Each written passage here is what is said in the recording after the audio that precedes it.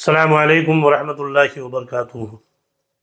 मेरा नाम है सैयद परवेज अमनी।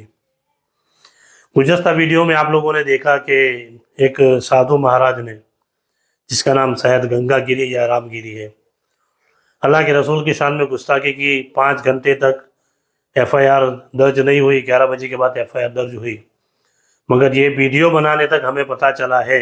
आप उसी की जुबानी सुनेंगे। उसको खुद को मलाल तक नहीं है, यानी शर्मो हया तक नहीं है। और वो टिप्पणी क्या कर रहे हैं, ये वीडियो भी मैं आपको रखूंगा। यानी उसको गिरफ्तार करना तो ठीक, एक नोटिस तक नहीं भेजी गई है। ये हमारी सिस्टम है। एफआईआर दर्ज की गई, मगर फिर कोई एक्शन उसके ऊपर नहीं लिया गया। आप सुनेंगे, ये एहसास तक नहीं है। अगर कोई बंदा कोई गुस्ताखी करता है और उसको जब ये एहसास होता है तो उसके बाद फिर वो हाथ जोड़कर माफ़ी भी मांग लेता है।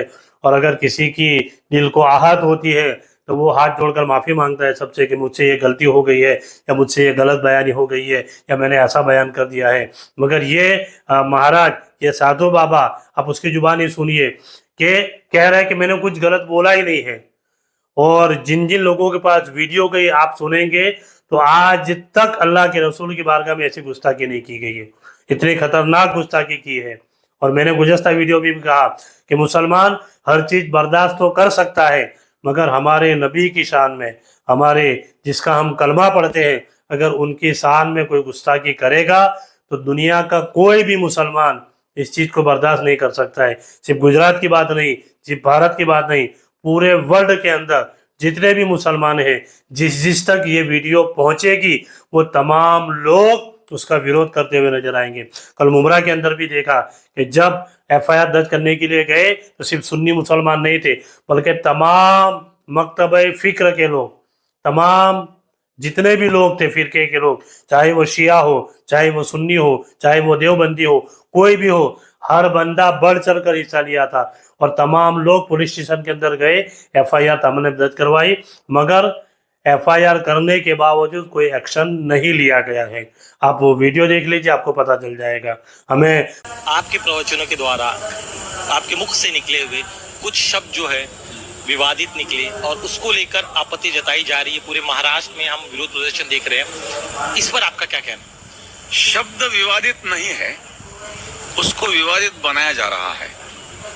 क्योंकि मेरा प्रवचन 1.5 घंटे का था।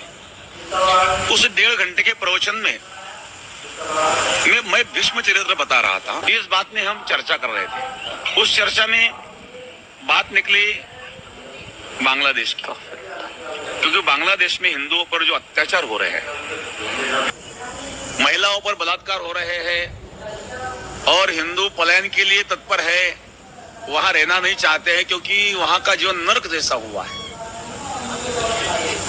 हिंदुस्तान के बॉर्डर पर वो लोग आकर के खड़े हैं और कहते हैं कि हमें हिंदुस्तान में लो, क्योंकि हम वहां जी नहीं सकते। तो इस विषय में चर्चा करते हुए वह उदाहरण हमने दिया था और उसका गलत अर्थ लगा करके वो इशू बनाया गया है। नहीं तो हम प्रवचन में तो 1.5 घंटे का वो प्रवचन था, उसमें तो तत्वज्ञानी था। आपने जो शब्द कहे उससे मुस्लिम समाज के कई लोग जो है आहत हुए। उनका कहना है कि आपने उनके धर्म का अपमान किया है, उन मोहम्मद पैगंबर साहब का अपमान। वो जिनका अपना अपना प्रश्न होता है, हमने जो बता दिया वो बता दिया है, बस उस विषय पे हम ज्यादा चर्चा करना नहीं चाहते। लेकिन यहाँ जो सत्ता चल रहा है बहुत सुंदर देखा, इसमें कोई दो राय नहीं है, काफी ज्यादा डिसिप्लिन हमें दिखाई दिया। लेकिन अब जो है महाराष्ट्र में कई जगह विरोध प्रदर्शन हो रहा है, आपको जो है धमकियां मिल रही है, जान से मारने की धमकियां दी जा रही है, सर तन से जुदा के नारे जो है कई जगह सुनाई दे रहे, सोशल मीडिया पर वायरल हो रहे। सोशल मीडिया पर वायरल हो रहे या भी हमें पता नहीं, हम तो कार्यक्रम में है और मुझे स्वयं इससे कोई धमकी आई नहीं आज अभी तक। बात यह है कि यह देश संविधान से चलता है। यदि हमारे बात पर किसी को आपत्ति है तो आपके लिए कानून है, कोर्ट है, और कानून हमें भी मानने, सबको मान्य होना ही चाहिए। बाबा साहब ने जो कानून दिया है उस कानून में हर व्यक्ति को कुछ कहने का स्वतंत्रता तो है। दूसरी बात यह है, यदि किसी को आपत्ति है तो केस दर्ज कर सकते हैं और उसका जवाब हम कोर्ट में देंगे।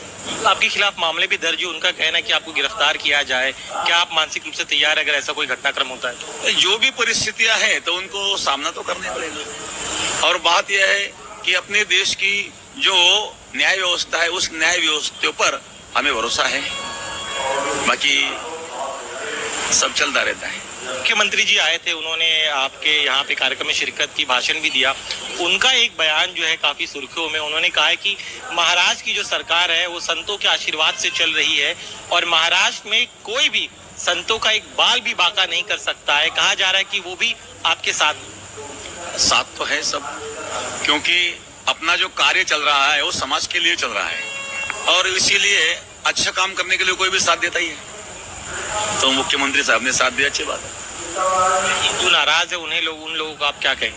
जो नाराज है तो नाराज नहीं होना चाहिए, उन लोगों ने भी नाराज नहीं होना चाहिए। नाराज होने जैसा उसमें कुछ नहीं है। हमने जो कहा वो सत्य कहा है, जो है वो है। दुखाया नहीं, वो गलत है। मन दुखा हुआ उसके लिए संविधान है और संविधान वो कोर्ट में जाए, हम वहाँ कोर्ट में जवाब देंगे और जो न्याय व्यवस्था जो भी निर्णय देंगी वो हमें मान्य रहेगा। आप इसी कार्यक्रम में हम कई मुस्लिम समाज के लोगों से बात कर रहे थे, उनका कहना है कि हम खुद आपके कार्यक्रमों में आते हैं, यहाँ पर सेवादान करते हैं, फल फ्रूट देते हैं, पानी पिला, जैसा आपने स्वयं सेवक कहा, तो क्या वो सच्चाई है? ऐसा है आपके कार्यक्रम में आते हैं? बहुत मुसलमान आते हैं, मुसलमान बहुत हमारे भक्त भी है। संगमनेर में जो सप्ताह था तो एकादशी का जो फलार होता है ना, तो वो पूरा खर्चा उन लोगों ने किया था। बहुत मुसलमान भक्त है और जो राष्ट्रवादी मुसलमान है, जो सेवा भाव रहने वाले मुसलमान है, वो भी हमारे साथ ही। और हिंदू मुस्लिम की बात नहीं है, एक मानवता की बात ही है। भावनाओं को ठेस पहुंचाई नहीं, अशांति की बात हमने की नहीं। हमने उसमें बात यह की है कि यदि हम हिंदू सावधान नहीं होंगे तो ये जो अराजक तत्व है वो आगे ज्यादा बढ़ेंगे तो बांग्लादेश जैसी परिस्थिति हमारे यहाँ भी आ सकती है।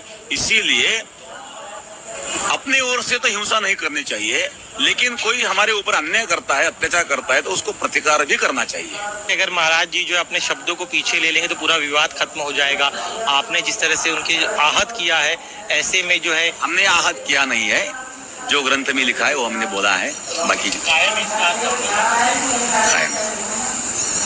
मैं बाहर देख रहा हूँ, आमतौर पे आपके साथ कभी सुरक्षा नहीं होती है, लेकिन इस पूरे विवाद के बाद क्यूआरटी की टीम को यहाँ पर तैनात किया गया है, तो थ्रेट आपको जरूर बढ़ा है। तो सरकार जो है ये भी देख रही है, क्योंकि जिस तरह के भड़काऊ नारे लग रहे हैं आपके खिलाफ, सोशल मीडिया पर पोस्ट वायरल हो रहे हैं, उससे थ्रेट बहुत सीरियस नजर आ रहा है। ठीक है, जो है जो दिख रहा है उस पर हम क्या बात कर सकते हैं। बस हमारी बातचीत थी, वो काफी चिंतित है आपकी सुरक्षा को। ऐसा कोई बात नहीं, हमें कोई ऐसा लगता नहीं। के लेकर दबाव काफी बढ़ रहा है। उनका कहना है कि 15 तारीख को आपने बयान दिया था, 48 घंटे हो गए, लेकिन अब तक महंत जी को गिरफ्तार नहीं किया। नहीं, अब जो हमें अभी आज तक नोटिस तो आई नहीं है, जब कोर्ट से नोटिस आएंगे तो हम देख जाएंगे। जो लोग आपसे आहत है, आप उन्हें क्या कहना चाहते हैं ये बताइए, क्योंकि उनका कहना है कि जो शब्दों का चयन था आपका वो बेहद आपत्तिजनक था। उनके गुरु का जो है, धर्म गुरु जो, उनका अपमान करने वाला है, इस्लाम धर्म का अपमान करने वाला, पैगंबर साहब की आपने अवमानना। ऐसा कुछ भी नहीं है, अवमानने का वहाँ कोई विषय नहीं है। जो हमने कहा वो उनके ग्रंथों में भी लिखा है और मौलाना लोगों ने भी, उन्होंने बहुत मौलाना के आप लोग यदि क्लिप देखेंगे तो उन्होंने भी वही कहा है। तो ऐसा कुछ नहीं है, कोई आपत्तिजनक मानते हैं तो उसको हम क्या कर सकते हैं। प्रशासन के ऊपर पूरा भरोसा है और हम रिक्वेस्ट करते हैं, गुजारिश करते हैं पुलिस प्रशासन से और भारत गवर्नमेंट के ऊपर से कि अगर आप मुसलमानों के दिलों को आहत पहुंचाना नहीं चाहते हैं तो इस FIR के ऊपर जल्द से जल्द एक्शन लिया जाए। अल्लाह ताला के बारगाह में दुआ करें, इलाही आलमीन हम सारे लोगों को सही तरीके से दीन इस्लाम पर चलने की तौफीक अता फरमाए। अस्सलामु अलैकुम व रहमतुल्लाह।